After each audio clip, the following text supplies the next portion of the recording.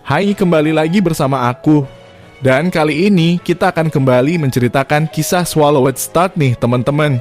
Mimin ingatkan bahwa konten ini full spoiler ya teman-teman. Dan buat kalian yang tidak suka alur bocoran atau spoiler seperti ini, boleh langsung di skip aja nih teman-teman.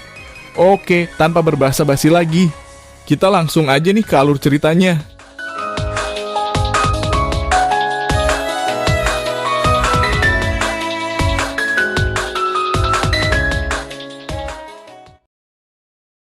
Di dalam aula Killing Fields, Nuolan San menyaksikan Luo Feng dan dua lainnya pergi dengan mata sedingin es. Dua tentara bayaran alam semesta botak dari kota Naga Utara berjalan mendekat, di mana Kunci bahkan tertawa. Tuan Nuolan San, bahwa Luo Feng dan kelompoknya hanyalah 3 anak nakal yang tidak pantas untuk dimarahi. Jika Tuan Nuolan San tidak senang, kita akan menemukan kesempatan dan menghancurkan tubuh aslinya jika perlu. Benar, Tuan Nuolan San, dari apa yang saya lihat, lebih baik kita pergi dulu ke ruang pertempuran. Tentara bayaran alam semesta botak lainnya membujuk. Tunggu sebentar, kata Nuolan San dingin berbalik untuk melihat Buleimu dan Heruo yang tidak jauh dari sana. Kalian berdua, kemarilah. Heruo dengan kulit pucat dan rambut merah, bersama dengan pria kulit hitam besar dan kokoh Buleimu saling melirik, jantung mereka berdebar ketakutan. Prajurit kuat yang bahkan 2 instruktur mereka yang harus diolesi mentega sedang mencari mereka. Jika dia ingin membunuh mereka, itu akan terlalu sederhana. Heruo mengerang pelan. Luo Feng, kamu benar-benar mengacaukan kami. Kami menyambut Tuan Nuolan San. Heruo dan Buleimu berkata dengan hormat. Berapa nomor akun jagat mayanya? Heruo dan Buleimu sedikit terkejut, ragu-ragu sejenak. Namun, menatap lurus 2 instruktur militer tingkat alam semesta bersama dengan prajurit kapak perang. Keduanya hanya bisa menundukkan kepala dan bertukar pandang. Akhirnya, Heruo berkata dengan lembut, Tuan, nomor alam semesta virtual Luo Feng adalah... Heruo melaporkan akun yang panjang. Baik. Nuolan San berbalik untuk pergi langsung setelah mendengarnya. 2 mercenaris alam semesta yang botak mengikuti di belakang. Bima Sakti, Bumi. Halaman Weslaka sepenuhnya dibangun kembali. Luo Feng juga telah memasang kastil tingkat D1 khusus tertinggi di alam semesta. Di sekitar kastil ini ada sistem pengawasan dan keamanan planet. Ini adalah pusatnya. Banyak satelit pengawasan tata surya, sistem pertahanan, dan lain-lain sebagian besar dikendalikan dari sini. Di dalam kastil, ruang kontrol planet 7 lantai. Menguasai. Di sekitar area Dark Space Wormhole sudah ada 3 kelompok yang masuk. Yang pertama kapal Grade D3, yang kedua kapal Grade D1, sedangkan yang ketiga kapal Grade J8. Luo Feng berdiri di dalam ruang kendali utama sistem pertahanan bumi. Di hadapannya sebuah layar mengambang besar dipisahkan menjadi 3 adegan, masing-masing menampilkan kapal alam semesta yang berbeda. Adegan ini menyebabkan Luo Feng sedikit mengernyitkan alisnya, merenungkan situasinya. 3 kelompok orang ini harus dari 3 kelompok yang berbeda. Menurut level kapal, kita dapat menyimpulkan kekuatan dan levelnya. Batch pertama ada kemungkinan besar bahwa ada Warrior level Universe. Batch kedua mungkin adalah Group level Start Elite atau level Universe. Batch ketiga kemungkinan besar adalah Group level Start. Luo Feng melakukan deduksi dengan cepat dalam pikirannya. Sejak dia mengajukan permintaan untuk menjadi pemimpin bumi. Satu-satunya cara untuk menuju bumi adalah melalui lubang cacing dan melakukan perjalanan melalui ruang angkasa selama 2 tahun 8 bulan. Metode ini pasti diketahui oleh Kekaisaran. Oleh karena itu akan ada kekuatan lain yang mengirim tim pengintai kecil, ini juga dalam perhitungannya. Luo Feng, Anda memiliki surat baru di jaringan alam semesta virtual. Oh, sambungkan ke alam semesta virtual. Di Pulau Black Dragon Mountain, Teluk Bintang 9, kebanyakan orang membangun di sepanjang teluk atau pegunungan kecil yang menonjol untuk membangun villa mewah mereka, semua menyesuaikan sesuai keinginan mereka. Luo Feng Hong dan Dewa Petir juga telah membeli sebidang tanah di sepanjang sungai, membangun bangunan itu terutama menggunakan kayu. Tuan muda pertama, gerakan ini sangat indah. Tuan muda kedua, kamu harus menendang saat ini. Paman Meng II, kapan aku bisa benar-benar memasuki sekte dalam? Segera berlatihlah sedikit lagi dan itu akan terjadi. Di dalam pavilion kayu 3 lantai, 2 pemuda Mongolia hitam saat ini sedang mengajar 2 anak Luo Feng, Ping Ping dan Little Hai. Luo Feng tiba-tiba muncul dan kedua anak itu tampak terkejut. Ayah. Luo Ping dan Luo Hai di bawah izin Luo Feng secara khusus dikirim ke alam semesta virtual oleh Babata untuk memainkan game virtual. Ini adalah permainan yang diam-diam memiliki efek menguntungkan pada pembelajaran mereka belajar melalui kesenangan. Sehubungan dengan kemampuan tubuh mereka untuk mengembangkan keterampilan energi, dan lain-lain. Meskipun mereka hanya anak-anak, namun kedua anaknya sendiri berkali-kali lebih kuat daripada saat dia tinggal di apartemen sewaan sebelumnya. Juga Luo Feng telah menggunakan beberapa harta evolusi selama periode konsepsi mereka. Ini biasa terlihat di keluarga besar di alam semesta. Ini semua membuat Luo Hai dan Luo Ping, yang baru berusia 4 tahun menjadi prajurit tingkat menengah. Di bumi ini memang mengejutkan, namun di alam semesta itu biasa dan normal. Surat siapa? Luo Feng duduk di kursi terdekat dengan pikiran, layar melayang di depannya dengan cepat menarik surat. HM. Ini sebenarnya nomor anonim, mungkin Nuolan San tahu aku tidak akan bernegosiasi dengannya dan memutuskan untuk mengirim surat saja. Luo Feng tertarik dan ingin tahu tentang detail surat itu, membacanya dengan cermat. Surat itu sangat panjang menjelaskan secara rinci tentang bahaya dan kejahatan alam semesta, memperingatkan Luo Feng tentang bahaya besar mengeluarkan kapal otomat di alam semesta.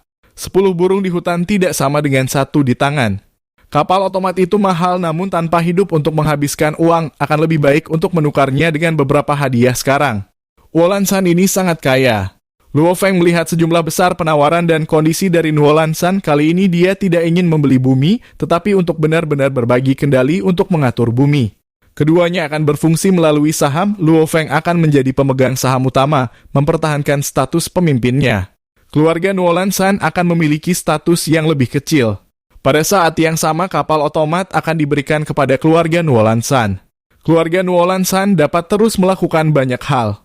Pemegang saham, mengatur bumi bersama, dan yang mereka inginkan hanyalah kapal otomat. Luo Feng mengusap dagunya. Jangan berikan pada mereka. Luo Feng, kapal planet Yunmo sudah rusak, kondisi yang diperlukan untuk memperbaikinya sangat sulit. Dan ketika Anda menjadi lebih kuat, Anda akan dapat mengambil kapal otomat. Dari situ kamu bisa hidup dengan mudah.